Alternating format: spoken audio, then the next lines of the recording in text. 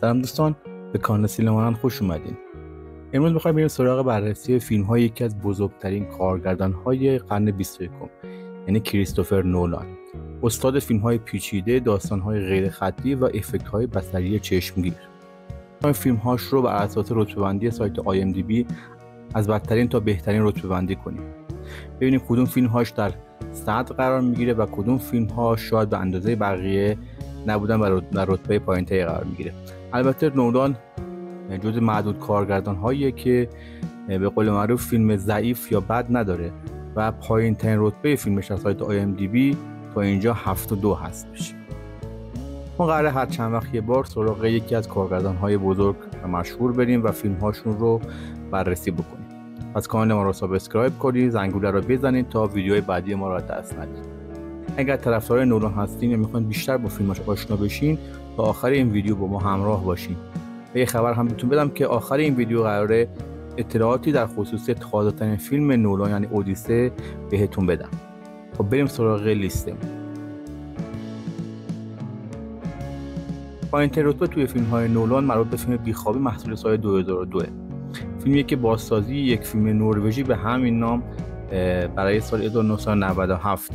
داستان یک کارآگاه کارکشته و با تجربه هست که به همراه همکارش به یکی از شهرهای دورافتاده در آلاسکا فرستاده میشن تا پرونده قتل یک دختر نوجوان رو بررسی کنن. اما در جریان تعقیب و گریز با مظنون به اشتباه همکار خودش رو میکشه. در حالی که وجدانش درگیر این ماجراست و بیخوابی شدید آزارش میده، وارد یک بازی خطرناک با قاتل ما یعنی والتر فینچ میشه. بازی‌های آلپاچینو و رابین ویلیامز در فیلم از نقاط قوت فیلمه. رابین ویلیامز برای بازی در نقش والتر فینچ یعنی قاتل ما به کلی از سبک همیشگی خودش فاصله گرفت و یکی از جدی‌ترین و تاریک‌ترین نقش‌های خودش رو ایفا کرد.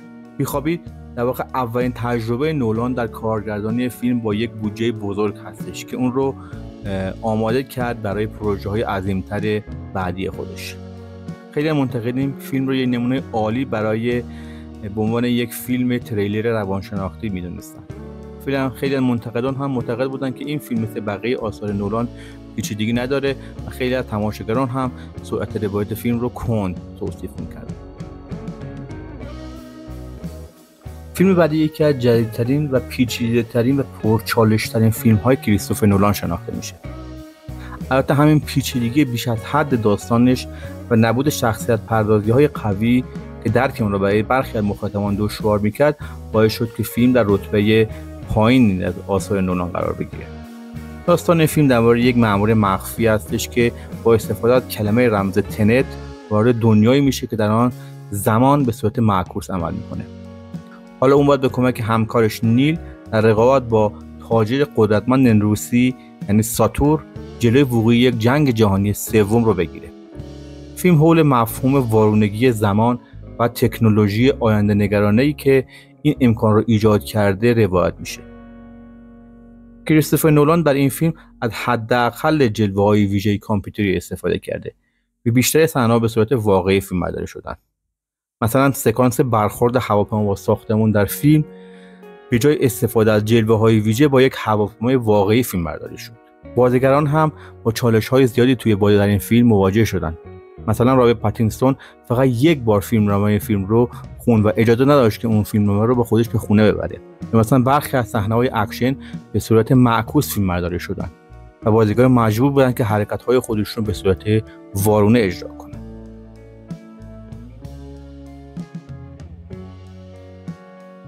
رتبه دهم ما مربوط به اولین فیلم نولانه که تو سال 1998 ساخته شد. یه فیلم خیلی کم هزینه که فقط $6,000 برای این فیلم بودجه در نظر گرفته شده بود. فیلمبرداری در طول یک سال و فقط در تعطیلات آخر هفته انجام میشد. داستان درباره یک نویسنده است که دنبال آدم غریبه میره تا ازشون الهام بگیره و داستانش رو بنویسه. ولی وقتی گیر یک دزد حرفه‌ای میفته، اوضاع پیچیده میشه. فیلم سبک خاص نولان نشون میده، روایت غیر خطی و معمایی که بعدها توی آثار بعدی و بزرگتر خودش اون رو کاملتر ما دیدیم. منتقدان فیلم نولان رو با توجه به بودجه کمش در خلق داستانی پیچیده خیلی تحسین کردن. ولی خب چون ساده‌تر از بقیه کارهاش هست رتبه دهم قرار میگیره. فیلم بعدی فیلمیه که به عنوان یکی از بهترین آثار ساخته شده در خصوص جنگ جهانی دوم شناخته میشه. فیلم دانکرک.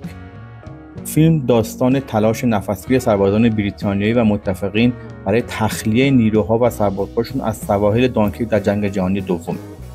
فیلم از 3 دیدگاه مختلف روایت میشه: زمین، این سربازان در ساحل، دریا، قایق‌های نجات و آسمان که هواپیمای جنگی هستند و چگونگی نجات بیش از 300,000 سرباز محاصره شده توسط نیروهای آلمانی رو روایت میکنه و به تصویر میکشه. کارگردانی نولان در این فیلم بسیار استادانه است و برای واقعی‌تر شدن صحنه‌های فیلم از حداقل جلوه‌های ویژه کامپیوتری استفاده کرده.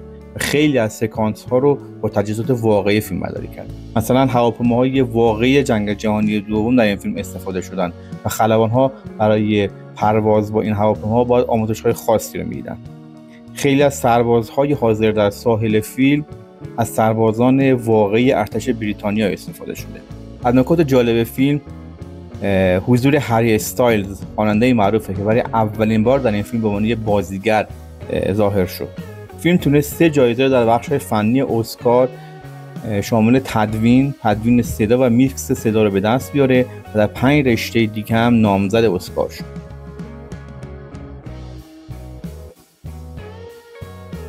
فیلم بتمن شروع می‌کنه. نولان بتمن رو از یک دنیا و فیلم‌های فانتزی به یک داستان واقع گرایانه تبدیل کرد.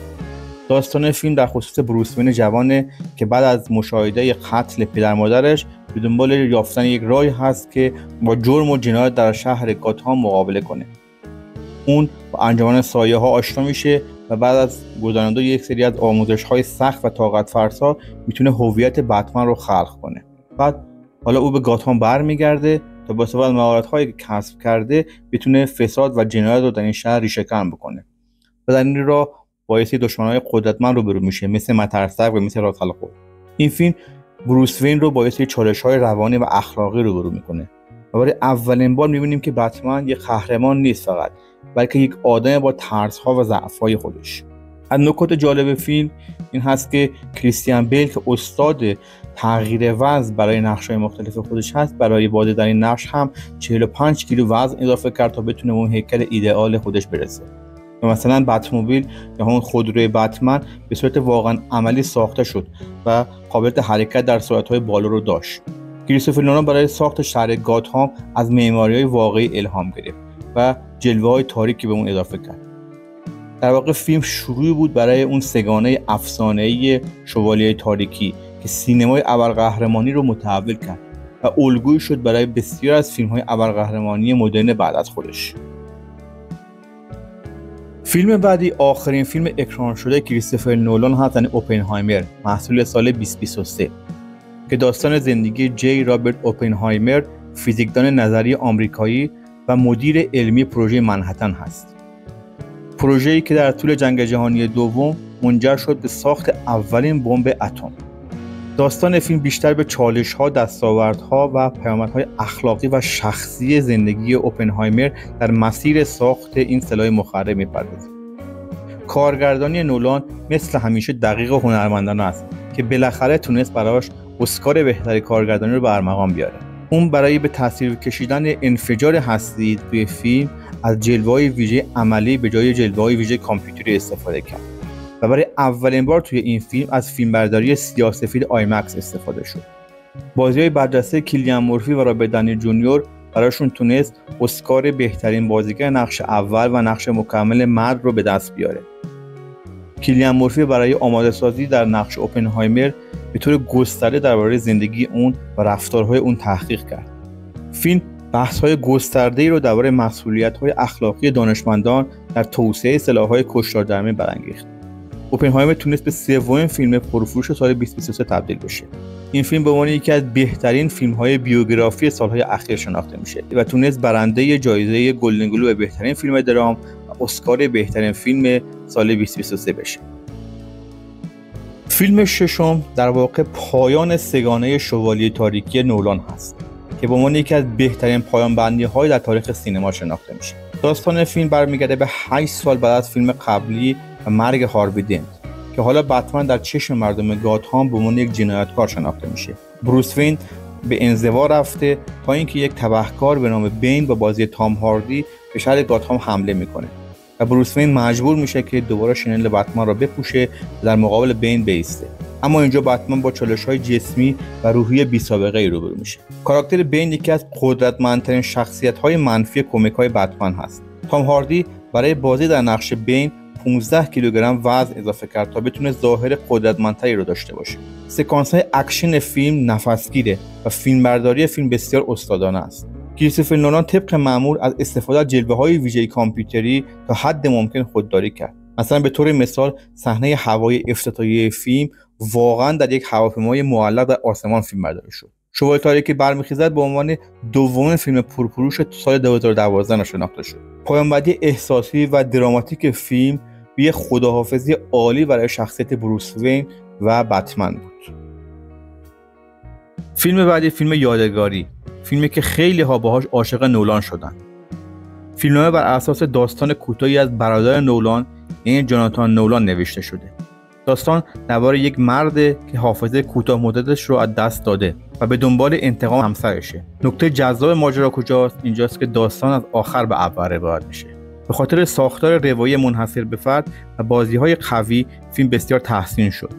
البته برخی تماشاگران هم ساختار فیلم رو پیچیده و گیج کننده می‌دونستن. فیلم تونست 2 نامزدی اسکار بهترین فیلمنامه غیر اقتباسی و بهترین تدوین رو به دست بیاره و سبک روایت غیر خطی نولان رو این فیلم به اوج خودش رسوند. این فیلم به عنوان یکی از بهترین فیلم‌های معمایی شناخته میشه.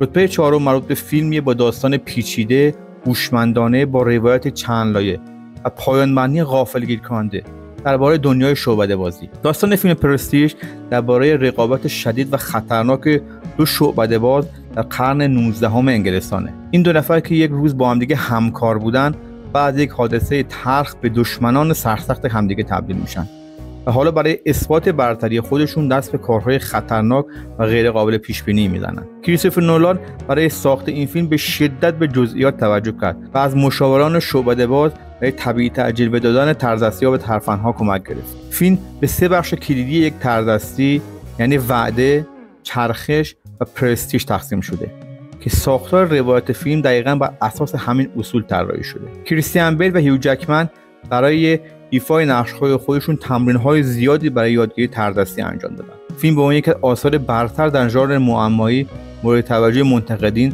و تماشاگران قرار گرفت و برخی از تحلیلگران فیلم رو یک نمونه عالی از توانایی نولان در داستانگویی چند لایه پیچیده می‌دونستند. خب رسیدیم به 3 فیلم برتر نولان. در جایگاه سوم فیلم میان ستاره قرار داده که نولان ما رو با این فیلم به فضا برد. داستان فیلم این هست که در آینده نزدیک که زمین در حال نابودیه، گروهی از فضانوردان به رهبری کوپر با بازی متیو مکانهی به فضا سفر میکنن تا یک سیاره جدیدی رو برای زندگی بشر پیدا کنن. این سفر از طریق یک کرمچاله در نزدیک سیاره زحل انجام میشه. و حالا فضانوردان با چالش‌های علمی و احساسی بزرگی در این سفر روبرو میشن. فیلم با دقت علمی و جلوه‌های بصری خیره کننده‌اش تونست به یکی از ماندگارترین آثار علمی تخیلی تبدیل بشه. کریستوفر نولان برای ساخت فیلم از کمک فیزیکدان مشهور و برنده جایزه نوبل کیپ تورن استفاده کرد تا بتونه فیزیک فیلم رو تا حد ممکن دقیق کنه. جلوه‌های بصری کرمچاله و سیاه‌چاله فیلم اونقدر دقیق بودن که بعدها در مقالات علمی ازشون استفاده شد. از نکات قابل توجه و نقاط قوت فیلم اجرای بی‌نظیر متیو مکانهی در نقش کوپر بود که سکانس‌های احساسی بسیار زیادی رو در فیلم به وجود آورد. به طور مثال در یکی از سکانس‌ها متیو مکانهی بدون اطلاع قبلی و تمرین واکنش خودش رو به ویدیوی دخترش ضبط کرد. یکی از ماندگارترین سکانس‌های تاریخ سینما تبدیل شد. فیلم تونست در گیشه جهانی خیلی موفق باشه و به یکی از پرفروش‌ترین آثار سال 2014 تبدیل شد. پایان احساسی و پیچیده فیلم همچنان بحث‌های زیادی رو بین طرفداران به همراه داره. در رتبه دوم فیلمیه که کریستوفر نولان بیش از 10 سال بر روی ایده و فیلمنامه اون کار کرد. فیلم تلقین که داستان درباره کاشت ایده توی ذهن افراد در خواب هست، ولی با یک روایت چند لایه و جلوه‌های بصری بی‌نظیر. دامکاپ با بازی لئوناردو دیکاپریو یک استخراج کننده حرفه‌ای اطلاعات از ذهن افراد در خواب هست. حالا اون یک مأموریت خطرناک دریافت میکنه که این دفعه به جای دزدیدن یک ایده باید یک ایده رو در ذهن یک فرد قدرتمند بکاره، اما در این مسیر با چالش‌های خیلی زیادی روبرو میشه و عملیات رو در آستانه شکست قرار میده. داستان فیلم بسیار پیچیده و در عین حال هوشمندانه است که مخاطب رو تا پایان فیلم درگیر خودش نگه می‌داره. از نکات قوت دیگه فیلم جلوه‌های ویژه خیره کننده و واقع‌گرایانه اونه. مثلا صحنه مبارزه معروف در راهروی چرخان با استفاده یک ست غول‌پیکر متحرک و بدون جلوه‌های ویژه کامپیوتری ساخته شد. تلقین به عنوان یکی از تأثیرگذارترین فیلم‌های علمی تخیلی قرن 21 شناخته میشه. سکانس پایانی فیلم و چرخش فرفره یکی از ماندگارترین و پربحث‌ترین پایان‌های تاریخ سینماست. خب، حالا میرسیم به بهترین فیلم کریستوفر نولان، یعنی شوالیه تاریکی. فیلمی که استانداردهای جدیدی رو برای فیلم‌های ابرقهرمانی تعریف کرد. در این فیلم بتمن به همراه سودفان گوردون و دادستان هاروی دنت سعی دارند که جرم و جنایت رو در شهر گاتهام ریشه‌کن کنند. اما ظهور یک جنایتکار مرموز به نام جوکر همه چیز رو تغییر میده. جوکر با طرح نقشه‌های بی‌رحمانه و پرهرج و مرج مرزهای اخلاق و عدالت رو برای بتمن به چالش میکشه. جوکر با بازی هیث لجر فقید هنوز هم یکی از بهترین شخصیت‌های منفی تاریخ سینماست. هیث لجر برای نقش جوکر یک دفترچه یادداشت تهیه کرده بود و توی اون دیالوگ‌ها و جزئیات روانشناختی شخصیت رو یادداشت میکرد و همچنین به مدت 1 ماه در یک اتاق هتل قرنطینه شد و روی شخصیت کار کرد و در نهایت برای جایزه بهترین بازیگر نقش مکمل مرد رو در اسکار به ارمغان آورد. داستان عمیق، شخصیت پردازی قوی و کارگردانی بی‌نقص فیلم رو به یک شاهکار بیچون و چرا تبدیل کرده. نولان برای ضبط صحنه‌های اکشن از دوربین‌های آیمکس استفاده کرد که تو اون زمان بسیار نادر بود. صحنه معروف وارونه آویزان شدن جوکر از ساختمان به صورت واقعی و بدون جلوه‌های ویژه ضبط شد. فیلم به یکی از پرفروش‌ترین فیلم‌های تاریخ سینما تبدیل شد و اولین فیلم ابرقهرمانی بود که از مرز $1,000,000 فروش عبور کرد. هر بار که شما فیلم رو می‌بینید یک چیز جدید توی اون کشف می‌کنید و همین باعث شده که اون به یک اثر تکرار نشدنی تبدیل بشه. خب، اینم از لیست فیلم‌های کارگردان بزرگ کریستوفر نولان. در خبرها اومده بود که فیلم بعدی نولان یعنی فیلم اودیسه قراره که در ماه ژانویه 2025 فیلمبرداری شروع بشه. گزارش‌های قبلی حاکی از این بود که این فیلم محدودیتی توی بودجه نداره و قراره که با هزینه حداقل $250 میلیون ساخته بشه و قراره که برای اولین بار حماسه هومر رو به سینماهای آیمکس بیاره. اودیسه یکی از تأثیرگذارترین آثار ادبیات مغرب زمینه و ماجراهای اودیسیوس پادشاه افسانه‌ای شهر ایتاکا که 10 سال بعد از جنگ تروا به وطن برمیگرده و دست متجاوزان رو از سرزمین خودش کوتاه میکنه. شارلیز ترون، رابرت پاتینسون، مت دیمون، تام هالند، آنا هاتوی و زندایا از بازیگرایی هستند که در فیلم جدید نولان به ایفای نقش میپردازند. تاریخی که برای اکران فیلم فعلا در نظر گرفته شده 17 جولای 2026 یعنی 26 تیر ماه 405 هست. امیدوارم که از این ویدیو خوشتون اومده باشه. اگه شما هم طرفدار نولان هستین حتما نظرتون رو برامون توی کامنت ها بنویسید. به نظر شما کدوم فیلم نولان بهترینه؟ لایک و سابسکرایب رو فراموش نکنید تا ویدیوی بعدی مراقب خودتون باشین و خدا نگهدار.